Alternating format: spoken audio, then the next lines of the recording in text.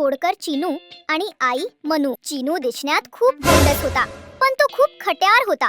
घरातल्या वस्तू पाडणे, पडद्यावर चढणे, कोणाच्या चपला लपवून ठेवणे या त्याच्या रोजच्या लीला. एक दिवस घरात एक पाहुणी आली होती. तिने तिच्या पर्समध्ये तिच्या आवडत्या सोन्याच्या बांगड्या ठेवल्या होत्या.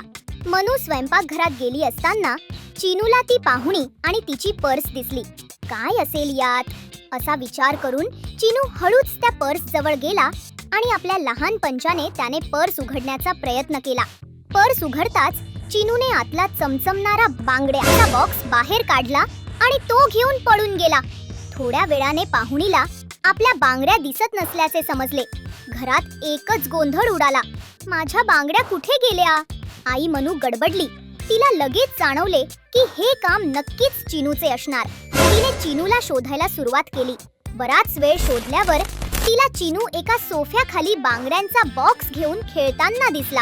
आई मनू रागाने त्याच्याकडे गेली आणि म्हणाली, चिनू, तुला किती वेळा सांगितलं आहे की दुसऱ्यांच्या वस्तूंना हात लावायचा नाही. तू खूप मोठी चूक केली आहेस. चिनू घाबरला आणि त्याला आपली चूक कळून चुकली. त्याने लगेच डोळे पाण्याने भरून आईकडे पाहिले. मनूने तो बॉक्स पाहुणीला परत दिला आणि त्यांची माफी मागितली. पाहुणीला बांगड्या परत मिळाल्यावर आनंद झाला, पण तिला चिनूचा खोडकरपणा पाहून हसूही आले.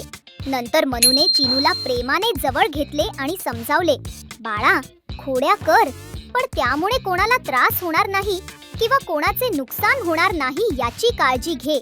चिनू आता सुधारला असला तरी त्याच्या पुढील खोड्यांचा एक भाग आम्ही लवकरच घेऊन येत आहोत. तो भाग पाहायला आवडेल तर चॅनलला सबस्क्राईब करा आणि घंटीचे बटन दाबा.